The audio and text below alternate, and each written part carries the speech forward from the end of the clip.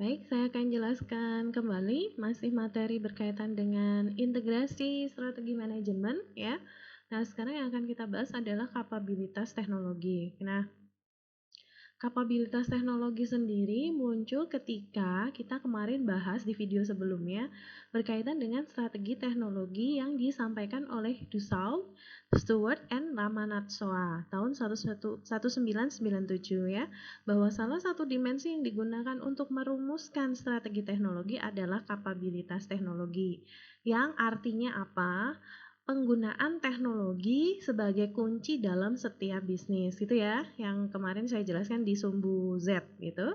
Oke, nah sekarang gimana cara untuk mengetahui si kapabilitas teknologi ini? Kalau yang kemarin dimensi potensi pertumbuhan bisnis kan bisa melalui nilai dan daya tarik bisnis, ya kan? Atau posisi pasar bisa diukur dari pangsa pasar, jaringan distribusi, dan image. Nah, sekarang kita akan membreakdown gimana caranya untuk menentukan atau mendefinisikan kapabilitas teknologi dalam sebuah perusahaan. Oke. Nah, di sini saya jelaskan bahwa kesuksesan sebuah bisnis itu ditentukan oleh dua hal sebenarnya. Yang pertama dari kapabilitas teknologinya, yang kedua adalah kapabilitas manajemen. Di sini bahasanya kapabilitas itu dapat diartikan sebagai kemampuan ya. Oke, saya jelaskan satu-satu. Kapabilitas teknologi bicara tentang kemampuan tertentu untuk melaksanakan suatu aktivitas dengan teknologi yang tersedia untuk aktivitas tersebut. Masih ingat kemarin definisinya teknologi ya? Saya bahas bahwa teknologi bukan hanya sekedar fisik atau hard gitu ya, tapi kalau bahasa saya lebih cenderung kedua hal yang ini yang gampang banget diingat. How to make things and how to do things ya. Jadi ada dua komponen dalam teknologi.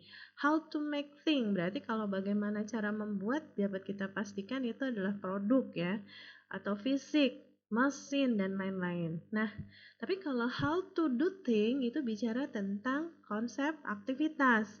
Kan to do, melakukan sesuatu ya. Bisa metode kerja, bisa SOP dan lain-lain. Nah, di sini kapabilitas teknologi itu diukur dari dua hal tadi. Kalau saya bicara how to make thing berarti bagaimana seorang pekerja atau operator menggunakan teknologi yang ada gitu. Contoh, ketika bahasan teknologinya adalah manual, dia pakai manual ya, bukan yang otomasi. Nah, beda lagi kalau yang otomasi, bagaimana dia mengerjakan sebuah produk dengan mesin yang otomasi. Nah, itu yang dimaksud dengan kemampuan dari penggunaan teknologi yang tersedia, how to make thing ya. Oke. Sekarang kalau how to do thing-nya gimana? How to do thing-nya tuh gini.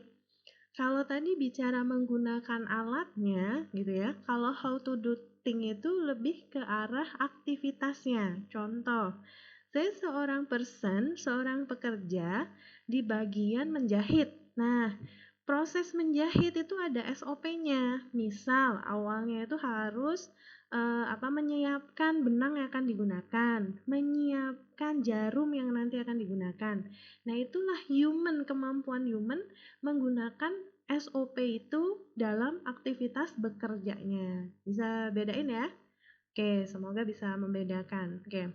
Nah, dari aktivitas tersebut biasanya itu diawali dari self learning dulu. Contoh, saya butuh satu sistem informasi yang dapat saya akses dengan cepat datanya untuk mengetahui permintaan saya setiap hari berapa ya. Sehingga saya bisa ngecek secara otomatis, oh gudang saya masih punya persediaan. Sehingga saya pada saat kapan harus pesan ke supplier. Nah, kalau misalkan itu manual, jadi kan saya harus nunggu dulu.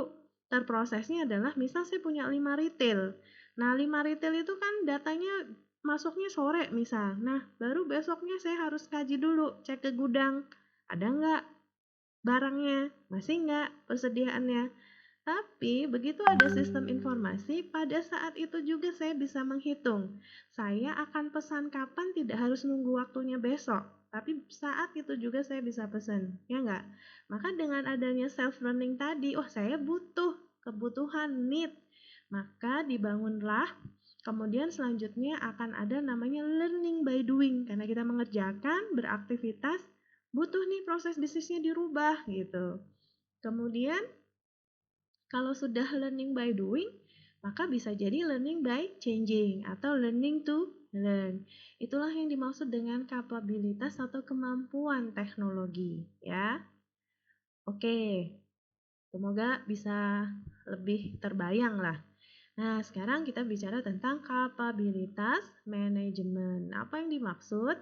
Kalau tadi bicaranya ke teknologinya, sekarang bicaranya ke pengelolaannya. Jadi ada peran pengelolaan di situ, ya. Berarti di sini adalah kemampuan mengintegrasikan. Mengintegrasikan gimana caranya? Oh, bisa delegasi, bisa arahan, bisa koordinasi ataupun pengendalian. Mengintegrasikan siapa? Kapabilitas teknologi dengan peluang pasar, ya. Oke, bertumbuh pada daya kepemimpinan manajemen dalam mobilisasi sumber daya dan selalu mengawasi saling keterkaitannya dan proses perubahan. Sehingga kalau saya bisa gambarkan ya, kalau saya lebih cenderung begini. Kalau saya punya di sini resource teknologi A ya, yang kaitannya dengan pekerja, saya juga punya teknologi lagi, dia punya kemampuan masing-masing ya. Kemampuannya adalah 1 dan 2 misal. Ini 1, yang ini 2. Nah, si pengelola yang namanya kapabilitas manajemen atau pengelolaan itu adanya di range luar. Nah, di sini nih posisi dia. Nah, sehingga dia tahu, oh dia punya teknologi kayak apa kapabilitasnya. Dia juga punya wider. Nah, widernya ini adalah peluang pasarnya tadi. Maka kalau saya sebut yang ungu ini, yang saya tebel ini, itu merupakan kapabilitas manajemen, ya. Yang ini kapabilitas manajemen. Ini kapabilitas manajemen. Kemudian kalau yang di ungu ini adalah kapabilitas teknologinya. Nah, begitu ya. Oke, lanjut. Sekarang kita lihat di bagian sebelah kanan. Saya punya tabel atau bagan sebenarnya lebih tepatnya.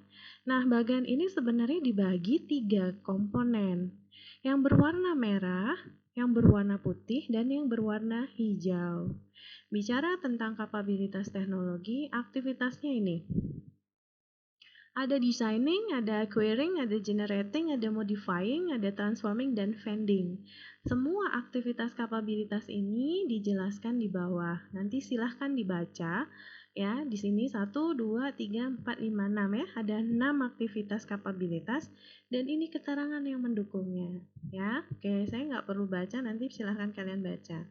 Yang perlu saya jelaskan adalah bagaimana membaca gambar ini kan gitu. Oke. Bicara tentang kapabilitas teknologi, layer tengahnya adalah apa sih yang diperoleh ketika kita bicara tentang kemampuan teknologi? Nah, bicaranya kaitannya dengan bagaimana mentransfer rantai nilai ya, atau bagaimana membuat sebuah value chain mulai dari adanya paten dan pengetahuan ilmiah yang dapat diakses di perusahaan untuk memenuhi kebutuhan konsumen baik itu domestik maupun luar negeri. Nah, ini rantai nilainya. Jadi saling terkait. Kalau saya bicara kapabilitas atau kemampuan designing, nilai apa yang saya harus kumpulkan? Oh, ternyata dia dilihat dari desain produk dan prosesnya. Melalui proses apa? Rekayasa. Nah, ini aktivitas rantai nilainya. How to generate the value? Bagaimana caranya kita mengenerate atau membuat sebuah nilai dari kapabilitas teknologi? Nah, yang terakhir di layer yang warnanya hijau ya. Ini semuanya TIO, THIO, THIO untuk semua kapabilitas teknologi. Nah, itu kita sebut sebagai komponen teknologi. Bagaimana kita menentukan kapabilitas teknologi? Dilihat dari setiap komponen teknologi. Paham? Ya, ingat. Bagaimana caranya menentukan kapabilitas teknologi? Dilihat dari nilai komponen teknologinya. Nah, komponen teknologi itu apa aja? Kalau di sini kan singkatannya THIO ya. Oke, saya bicara di sini ada Technoware ya. T itu Technoware, kemudian H itu Humanware, I itu Infoware, dan O adalah Orgaware. Jadi yang namanya komponen teknologi 4, mohon dihafalkan. Technoware, Humanware, Infoware, dan Orgaware ya. Oke, begitulah cerita berkaitan dengan kapabilitas teknologi.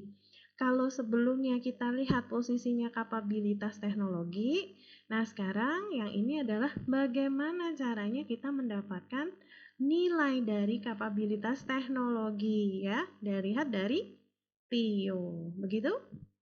Oke, nanti jika ada pertanyaan bisa didiskusikan ketika kelas berlangsung. Oke, terima kasih.